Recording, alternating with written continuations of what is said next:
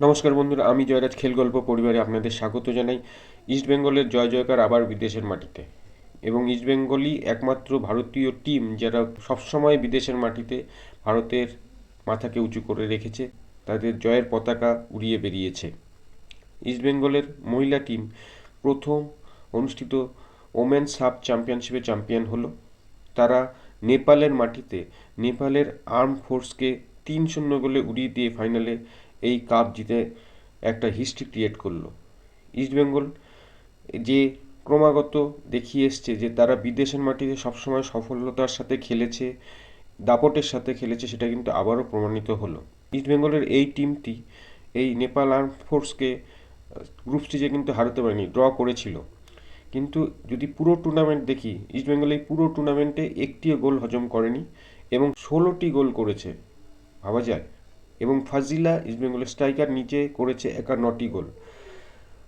এই ফাইনালে ফাজিলা এবং সিল্কি মিলে টোটাল 3টি গোল করেছে এবং নেপালের টিমকে উড়িয়ে দিয়েছে।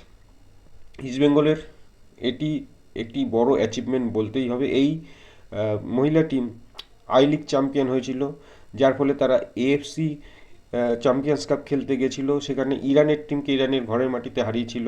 তারপরে অবশ্য সেই টুর্নামেন্টে সেরকম সফলতা পায়নি, কিন্তু তারা দেখিয়েছিল যে বিদেশের মাটিতে তারা ইস্টবেঙ্গল পুরুষ টিমের মতো মহিলা টিমও কম নয়। এই টুর্নামেন্টে ইস্টবেঙ্গল যেমন করাচির টিমকে হারিয়েছে, বাংলাদেশের টিমকে হারিয়েছে বড় ব্যবধানে 4-0 মোস্ট প্রবাবলি, তো সেরকম নেপাল আর্ম ফোর্সকেও কিন্তু 3-0 গোলে হারিয়ে টুর্নামেন্টটি জিতে একটা হিস্ট্রি ক্রিয়েট করলো। ইস্টবেঙ্গলের মেয়েদের তাই অবশ্যই ধন্যবাদ জানাই। আমাদের দেশের মান সম্মান এবং আমাদের দেশের নাম উজ্জ্বল করার জন্য এইভাবেই তোমরা আমাদের দেশের নাম উজ্জ্বল করে যাও। অবশ্যই তোমাদের মুকুটে একটা পালক যোগ হলো, যেখানে ইস্টবেঙ্গল পুরুষ টিম লাস্ট সুপার কাপ জিতেছিল।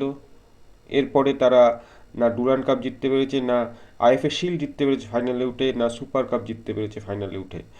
সেখানে ইস্টবেঙ্গলের একটা ক্যাবিনেটে ট্রফির খরা ছিলই, যেটা আমাদের ইস্টবেঙ্গল মেয়েরা সেই খরাকে কাটিয়ে তুললো এবং তারা সাফ কাপ চ্যাম্পিয়ন করে তাদের ট্রফি ক্যাবিনেটে একটি নতুন ট্রফি এনে বসালো। আর ভবিষ্যতে তারা যে আরও অ্যাচিভমেন্ট দেবে, আরও সফলতা দেবে, এটা আশা করাই যায়। তো সমস্ত ইস্টবেঙ্গল সমর্থক, ভারতীয় ফুটবল সমর্থকদের কাছে একটা বড় অ্যাচিভমেন্ট, বড় খুশির দিন। সবাই মিলে আমরা সেলিব্রেট করি আর সবাই মিলে তাদেরকে অসংখ্য অভিনন্দন, ধন্যবাদ জানাই। আজ এখানেই শেষ করছি। দেখা হচ্ছে পরের ভিডিও। তোমরা ভালো থেকো, সুস্থ থেকো, সঙ্গে থেকো, আর আমার এই ভিডিওটিকে অবশ্যই শেয়ার করো। টাটা।